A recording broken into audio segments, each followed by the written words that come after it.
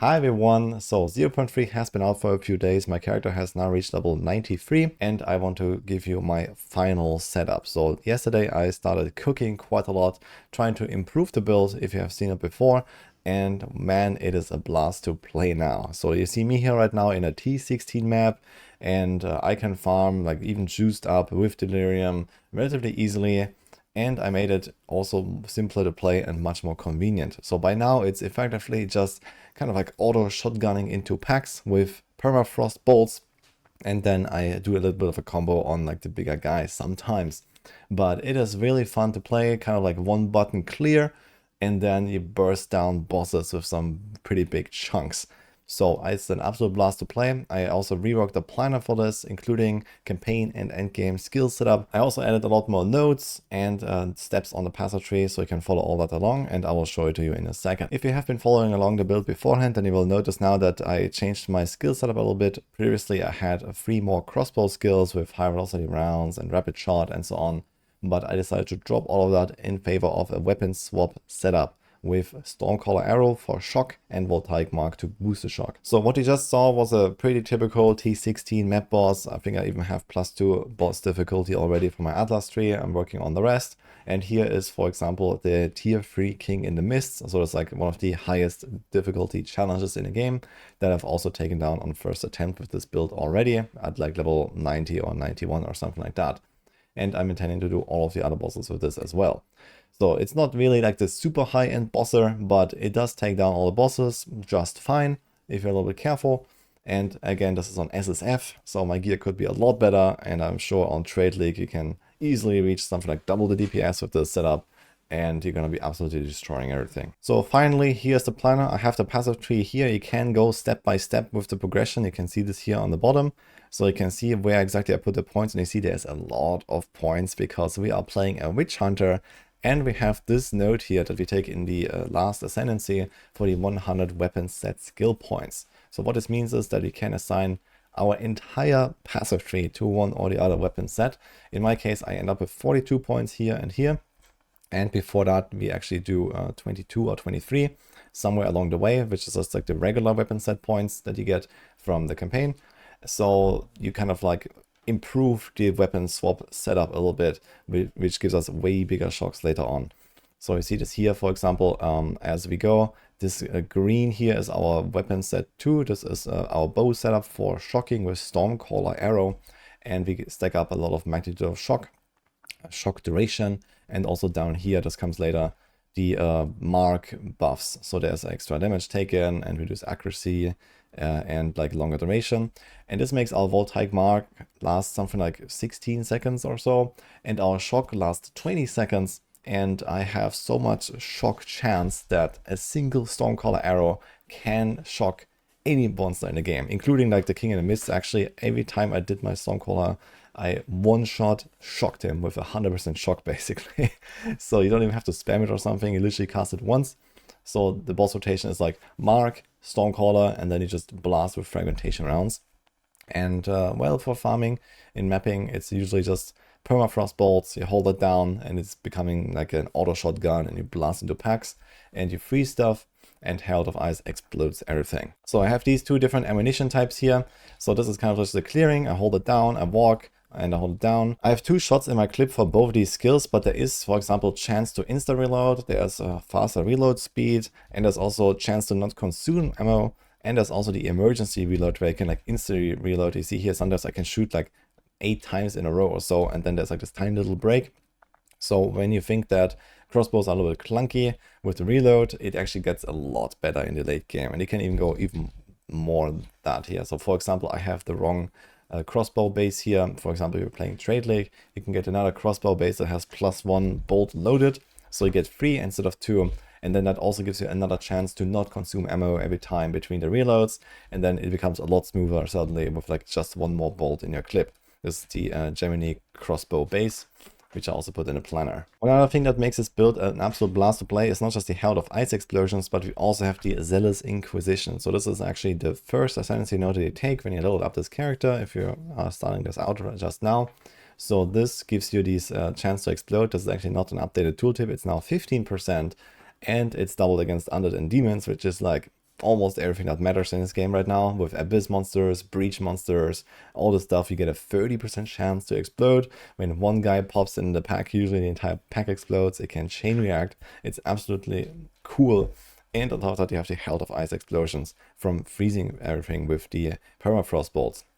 One thing about permafrost bolts is that it has more freeze buildup the higher level it is, and it kind of scales up quite a lot. I think it starts at like 200 or so and it goes up to 500 more, so it freezes roughly twice as well at higher levels compared to its damage done. So this is something to note. So if you're like in campaign, for example, you might have to do a bit more of a combo more often, where you, for example, shoot once or twice into a pack. You might not necessarily explode the entire pack, but when there is a frozen target, you can follow up with the fragmentation round and explode that frozen target. So fragmentation rounds has this frozen consumption effect here, where you do a lot of attack damage. You see here, this is 2600% attack damage, a ridiculous number. And the good thing about this is you can actually do this from range. So usually it fires these like little like fragments here, 10 fragments at a time, and you want to kind of like shotgun them from close range so that they hit with all of them.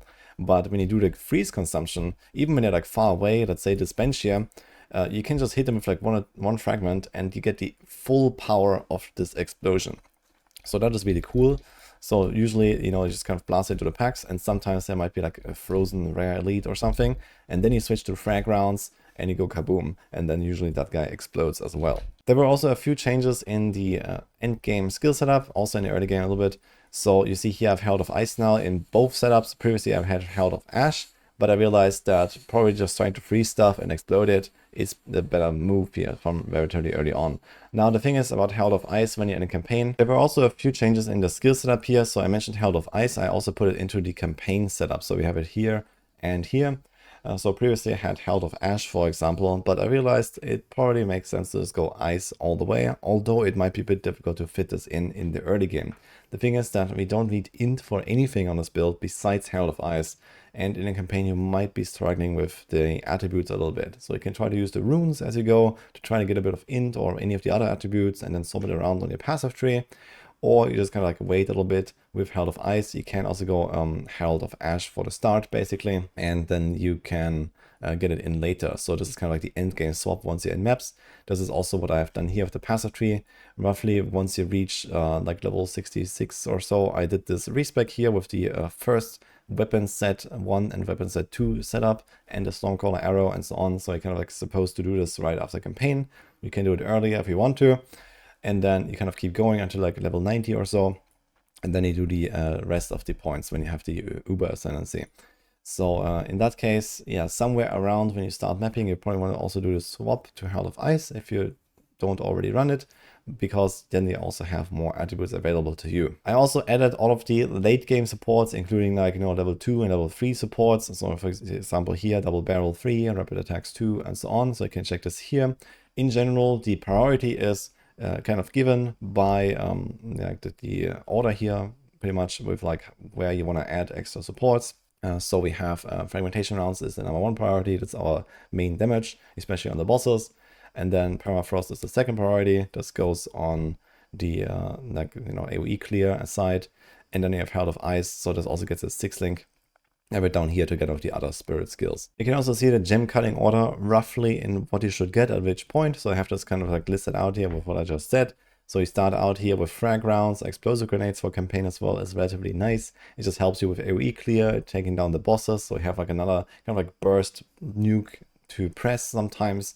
So this can be really helpful. We want to like link this very early on with multi-shot, for example. I also have this listed here with like the support gem order. So you want to get like rapid attacks, double barrel on both of your skills here, and then multi-shot on the grenades. And then later you want to try to get stuff like magnified area to make the explosions larger. You want to try to get fire attunement for the grenades. You want to try to get ice bite for your permafrost balls. This gives you a nice cold damage buff for everything whenever you freeze, which happens pretty much all the time when you use the skill. And then you kind of just fill up the other slots here as you go. And likewise for the spirit gems here, so Herald of Ash for campaign, I just changed this actually now to this. Because this is what I was running as well until the Herald of Ice switch. Then Overwhelming Presence, this helps a lot with freezing targets more easily. So that's like the second spirit skill that you're gonna get. You can also take this as a first, depending on like how this goes for you. and the war banner. So this is like the last spirit skill that I added here. This is like a really nice kind of burst tool. So I throw this down, for example, when I do a ritual or on a boss fight, on a breach, and so on. So I just like throw this down, and we have a lot of extra AoE. This becomes really large and hits like almost the entire screen, and you get a nice damage buff there. And then, as I mentioned in the end game, you're gonna do a bit of a swap here with the Herald of Ice, and then adding Stormcaller and Mark. And we also changed our spirit skill to Wind Dancer. So at least once you have a bunch of evasion stacked up, this becomes relatively effective and helps you to reach more evasion and also more deflection, which is what we're building into for defense on this build. At some point, we have so much extra freeze effect or freeze chance on our permafrost bolts that we even freeze like rare monsters with like one single shot. We don't really need overwhelming presence anymore. So in that case, we can swap that to the Wind Dancer. For a quick TLDR on how to play this, you can also always check the skill rotations here. So I have like these 4 little like steps kind of listed. There's one more thing which is not shown here, which is the emergency reload. So this is our button here. So this just gives you instant refill on all of your ammo, which we don't have much of. But since we sometimes can shoot like, many times in a row, you see this here. You can actually just sometimes shoot like 10 times in a row or something. And the good thing is you empower your next shots as well. So you deal more damage, 30% more in my case, for example. And like this, you can do a nice burst. So sometimes when you do like a freeze on a rare monster, for example, or on a boss even, then you can switch to the frag rounds, you press the emergency reload, you get a 30% more for the big kaboom when you consume the freeze. And finally, for the gear, I mentioned evasion. So I have full evasion bases anywhere. So I have now reached something like 50% evasion chance, 52% deflection chance. I had more, but I realized 100% deflection stacking is just not happening. So this was my original goal, but it seems relatively tanky anyway with the setup that I have here. So it seems pretty good. And you can also try to build, for example, a little bit into energy shield if you want. You can maybe try to tweak this tree a little bit. Since you go pretty far up here already, you could potentially try to grab a few of the like hybrid ES evasion nodes somewhere in like the shadow area here, for example. There's a bunch of stuff all around, and then you could build more into energy shield if that's more your thing. Besides that, on our gear, obviously we want to cap our resistances, so try to focus on these. It's relatively easy to hit these stat requirements because you have a lot of pathing for attributes on our passive tree. So I don't really have to stack a lot of like extra attributes on my gear. It's just suffixes are basically always resistances. Something like attack speed on a glove is nice. Projectile skill ranks on the amulet is very nice. And for prefixes, obviously movement speed boots, life wherever you can, and a bit of like flat damage and rarity is also what you're looking for on these prefixes, for example on jewelry. And our weapon should just be like a really big fizz crossbow. It doesn't have to be this base. If you find another one that is, just craft or that is cheap, you can go with other crossbow bases. There's also one where you get a pierce, which is kind of nice. There's one where you just have like more raw damage, which is also nice. So there's a bunch of options here. And if you also want to go with a loot filter, I have my loot filter that I've been using listed here. You can click this and follow my profile, and you can either use like the soft version or the strict version that I made as I went with this build. But this is SSF, so it does have like, lots of like these random high value drops, but it's not super optimized for trade, I guess. And that also pretty much sums out the build. So I will have obviously some more videos coming out for this PvE League. I'm also going to reroll probably at some point soon when I have taken down all of the bosses, hopefully. So stay tuned for more, but so far I had an absolute blast with this build. I can only recommend this if you're looking for a crossbow setup, especially if you're kind of tired of maybe Galvanic, since that was kind of the meta for the last 2 leagues already. This has been really cool, and it's super fun to explode everything with those icy Herald of Ice pops, plus the Witch Hunter explosions, and it has been pretty smooth progression so far. So, hope you enjoyed this video, like and subscribe, and I'll see you guys next time.